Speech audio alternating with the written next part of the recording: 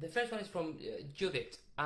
Please give some great exercises to transitioning from the head to the chest, voice, and back. Very good.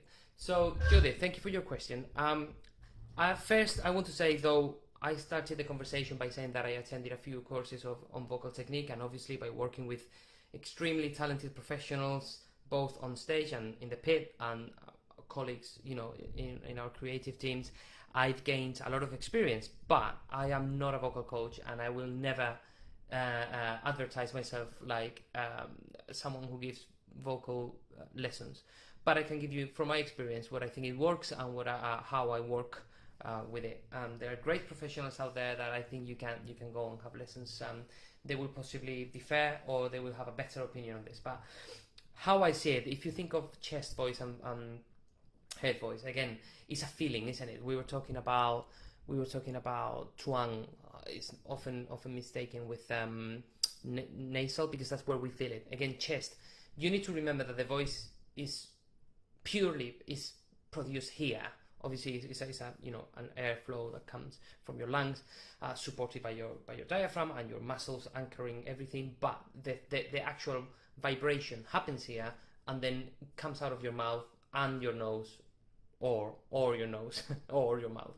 And then the way you manage how you position this and how you modify the filter, what we call the filter, which is that space from here to the tip of your lips, is the quality of the sound you're going to produce. When you say chest voice, you refer to something that is thick vocal cords, sort of a low register, or mid register, or belts if it's up in the top register, that you feel sort of resonating here, and the vocal folds are straight. Head voice is when the vocal folds do this and they tilt, and that's what we call the passaggio. It's moving from that position to that position. That in women, it may happen from an A to a C sometimes, and in men often happens from an E to an F sharp or E flat, depending on the register. Again, sorry, apologies if you're a baritone or a tenor, So how you handle that? I think the best way is, if you do your sirens, as I was saying to you, and you softly and slowly you do, and you monitor that break point, and you then try and find a way of pushing through it a little bit, what we call a mix, to get it more, smoother, and then you move on to that great exercise I did before, the sing, and then when you're approaching your passaggio, maybe try and see what you can do to get that chest or that belt in you, that mix voice a little bit better. If you see that you're breaking, like, oh, I'm absolutely not in control, one of the elements that can help to make the transition easier, healthier, and easier, and safer, is anchoring. And anchoring is, funny enough, anything that is not here. Is the muscles around your neck, is the muscles around your torso. So I would suggest that you get a couple of elastic bands, and you step on the elastic bands, and you grab them, and as you are reaching that point, just pull them up as you reach, and you'll see that happens, is that you are anchoring muscles here. And this is very difficult. You need to absolutely be honest, and do not try and do anything with your voice.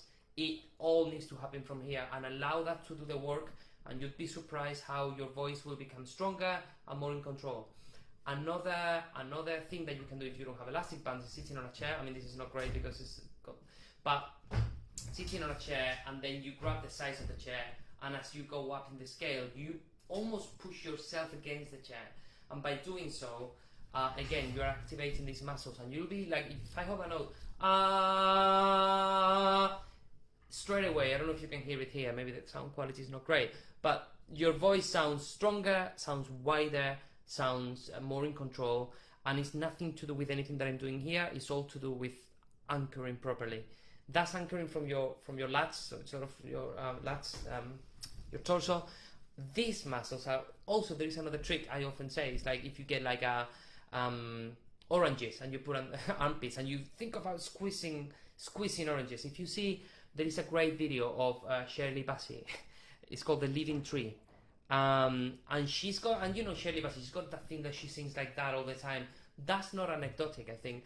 That's a great posture for anchoring, and a lot of great singers, you'll see that when it comes to a big note, you know, if the language and the style of the concert enables them to do so, they acquire that sort of posture that anchors them and grounds them to the floor. That helps a lot with that transition.